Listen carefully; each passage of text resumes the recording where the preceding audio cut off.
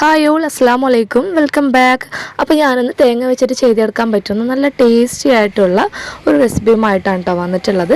അപ്പോൾ ഇതെങ്ങനെ തയ്യാറാക്കാമെന്ന് നോക്കാം. അതിന് മുന്നായിട്ട് നിങ്ങൾ ആദ്യമായിട്ടാണ് ഈ ഒരു ചാനൽ കാണുന്നതെങ്കിൽ ലൈക്ക് ചെയ്യാനും ഷെയർ ചെയ്യാനും കൂടെ തന്നെ സബ്സ്ക്രൈബ് ചെയ്യാനും കൂടി മറക്കരുത്. സബ്സ്ക്രൈബ് ചെയ്യുന്ന സമയത്ത് തുടർന്നാണ് ബെല്ലൈക്കണിൽ ഓൾ എന്ന ഓപ്ഷനും കൂടി എനേബിൾ ചെയ്യണേ. അപ്പോഴാണ് ഞാൻ അയക്കുന്ന എല്ലാ വീഡിയോസിൻ്റെയും നോട്ടിഫിക്കേഷൻ നിങ്ങളുടെ ഫോണിലേക്കായിട്ട് വരുള്ളൂ. അപ്പോൾ ഈ ഒരു ഐറ്റം എങ്ങനെ തയ്യാറാക്കാമെന്ന് നോക്കാം കേട്ടോ. അതിനായിട്ട് ഞാൻ ഒരു അരമുറി തേങ്ങ ഇവിടെ ചിരകി എടുത്തിട്ടുണ്ട്. കൂടെ തന്നെ 2 ടീസ്പൂൺ അളവിൽ മുളക് പൊടിയാണ് എടുത്തിട്ടുള്ളത്. അപ്പോൾ നല്ല എരിവുള്ളത് കൊണ്ടാണ് 2 ടീസ്പൂൺ എടുത്തിട്ടുള്ളത്. കൂടെ തന്നെ 2 ടീസ്പൂൺ അളവിൽ മല്ലിപ്പൊടിയും 1/2 ടീസ്പൂൺ അളവിൽ മഞ്ഞൾപ്പൊടിയും 1/2 ടീസ്പൂൺ അളവിൽ തന്നെ പെരിഞ്ജീരകം കൂടി എടുക്കുന്നുണ്ട്. ഇനി ഇതെല്ലാം കൂടി നല്ലപോലെ മിക്സിയുടെ ജാറിലിട്ടിട്ട് അരച്ചെടുക്കാം. ഇങ്ങനെ വെക്കുകയാണെങ്കിൽ ഈ ഒരു ഐറ്റം കഴിക്കാനായിട്ട് നല്ല ടേസ്റ്റാണ് കേട്ടോ.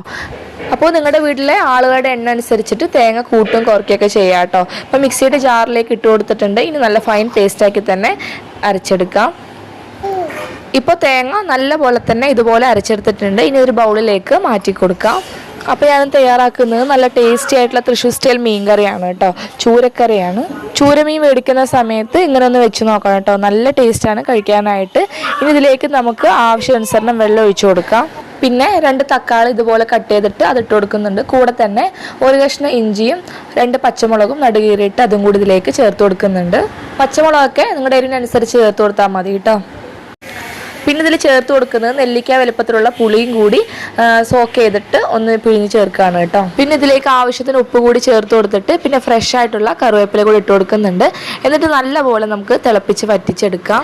കറി റെഡിയാക്കി എടുക്കുന്ന സമയത്ത് ഇത്തിരി ലൂസായിട്ട് വേണം എടുക്കാനായിട്ട്.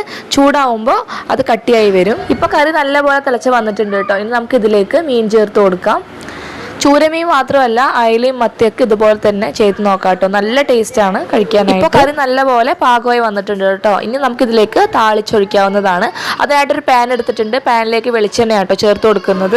എണ്ണ ഒന്ന് ചൂടായി വന്നാൽ അതിലേക്ക് 1/2 ടീസ്പൂൺ അളവിൽ ഉലുവയും കൂടെ തന്നെ 10 ചെറിയുള്ളി ഇതുപോലെ കട്ട് ചെയ്തിട്ട് അതും കൂടി ചേർത്ത് കൊടുക്കുന്നുണ്ട്. ചെറിയുള്ളി ഒന്ന് വാടി വന്നാൽ അതിലേക്ക് ആവശ്യത്തിന് കറിവേപ്പിലയും 1/2 ടീസ്പൂൺ അളവിൽ മുളക് പൊടിയും കൂടി ചേർത്ത് കൊടുക്കുന്നുണ്ട്. ഇത് കറിക്ക് നല്ല കളർ കിട്ടാനാണ് കേട്ടോ അങ്ങനെ ചേർത്ത് കൊടുക്കുന്നത്.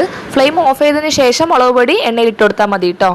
എന്നിട്ട് നമുക്കിത് കറിയിലേക്ക് ഒഴിച്ചു കൊടുക്കാവുന്നതാണ്. ചപ്പാത്തിൻ്റെ കൂടെയും ചോറിൻ്റെ കൂടെയും പൊറോട്ടയുടെ കൂടെയും കഴിക്കാനായിട്ട് നല്ല ടേസ്റ്റാണ് കേട്ടോ. ഇതിനോടൊപ്പം തന്നെ വേറൊരു ഐറ്റം കൂടി തയ്യാറാക്കുന്നുണ്ട്. നമ്മുടെയൊക്കെ ഫേവറേറ്റ് ആയിട്ടുള്ള ഒരു ഐറ്റം കൂടിയാണ് കേട്ടോ അത്. അപ്പോൾ ഇതെങ്ങനെ തയ്യാറാക്കാമെന്ന് നോക്കാം. അതിനായിട്ടൊരു മൺചട്ടി എടുത്തിട്ടുണ്ട് കേട്ടോ. ചട്ടി ഒന്ന് ചൂടായി വരുന്ന സമയത്ത് അതിലേക്ക് വെളിച്ചെണ്ണ ചേർത്ത് കൊടുക്കുന്നുണ്ട്. എണ്ണ ഒന്ന് ചൂടായി വരുന്ന സമയത്ത് അതിലേക്ക് 1/2 ടീസ്പൂൺ അളവിൽ ഉലുവയാണ് ഇട്ട് കൊടുക്കുന്നത്. പിന്നെ ഇതിലേക്ക് ചേർത്ത് കൊടുക്കുന്നത് 2 തക്കാളിയും 20 ചെറിയുള്ളിയും അതുപോലെ തന്നെ 3 വെളുത്തുള്ളിയും കൂടി നല്ലപോലെ ചതച്ചെടുത്താണ് കേട്ടോ. ഒരുപാട് അരച്ചെടുക്കേണ്ട ആവശ്യമില്ല കേട്ടോ. അതുപോലെ ഒന്ന് ക്രഷ് ചെയ്തിട്ട് ഇട്ട് കൊടുക്കാവുന്നതാണ്. ഇതെല്ലാം നല്ലപോലെ എണ്ണയിലൊന്ന് മൂത്ത് വരട്ടെ.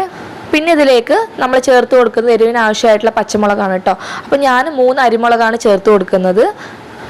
ഉള്ളിയും തക്കാളിയൊക്കെ നല്ലപോലെ വഴണ്ട് വന്നാൽ പിന്നെ ഇതിലേക്ക് നമ്മൾ ചേർത്ത് കൊടുക്കുന്നത് പൊടികളാണ് കേട്ടോ. 1/2 ടീസ്പൂൺ അളവിൽ മഞ്ഞൾപ്പൊടിയും 1/2 ടീസ്പൂൺ അളവിൽ മുളക് പൊടിയും കൂടെ തന്നെ 1/2 ടീസ്പൂൺ അളവിൽ മല്ലിപ്പൊടി കൂടി ചേർത്ത് കൊടുക്കുന്നുണ്ട്. എരിവിനനുസരിച്ചുള്ള മുളക് പൊടി ചേർത്ത് കൊടുത്താൽ മതി കേട്ടോ. ഇവിടെ അത്യാവശ്യം എരിവുള്ള മുളക് പൊടിയാണ്. ഈ പൊടികളുടെയൊക്കെ പച്ചമണം മാറി വരുന്ന പോലെ നല്ലപോലെ തന്നെ മിക്സാക്കി എടുക്കാം. പൊടികളുടെയൊക്കെ പച്ചമണം നല്ലപോലെ മാറി വന്നാൽ പിന്നെ ഇതിലേക്ക് നമ്മൾ ചേർത്ത് കൊടുക്കുന്നത് പുളിയാണ് കേട്ടോ. വാളംപുളി നല്ലപോലെ കുതിർത്തി എടുത്തതാണ്. ഒരു നെല്ലിക്ക വലുപ്പത്തിലുള്ള പുളിയാണ് കേട്ടോ എടുത്തിട്ടുള്ളത്. അപ്പോൾ ഞാനിന്ന് തയ്യാറാക്കുന്നത് നല്ല ടേസ്റ്റി ആയിട്ടുള്ള നമുക്ക് എല്ലാവർക്കും ഒരുപോലെ ഇഷ്ടപ്പെടുന്ന കുഞ്ഞമ്മത്തി കറിയാണ് കേട്ടോ. പാലക്കാട്ടുകാരുടെ സ്വന്തം കുഞ്ഞമ്മത്തി കറിയാണ് കേട്ടോ അത്. കറി നല്ലപോലെ തിളച്ച് വന്നാൽ നമുക്കിതിലേക്ക് മീനിട്ട് കൊടുക്കാവുന്നതാണ് കേട്ടോ. മീൻ അധികം നേരം തിളയ്ക്കേണ്ട ആവശ്യമില്ല. ജസ്റ്റ് ഒന്ന് തിളച്ച് വന്നാൽ നമുക്ക് ഫ്ലെയിം ഓഫ് ചെയ്യാവുന്നതാണ്. പിന്നെ ഇതിലേക്ക് ആവശ്യത്തിന് ഉപ്പ് കൂടി ചേർത്ത് കൊടുക്കണേ.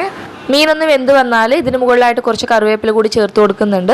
നിങ്ങൾക്ക് വേണമെങ്കിൽ കുറച്ച് വെളിച്ചെണ്ണ കൂടി ചേർത്ത് കൊടുക്കാവുന്നതാണ്. മൺചട്ടിയിലായതുകൊണ്ട് തന്നെ ഇനി ഇതിരുന്ന് കുറുകി വരും കേട്ടോ.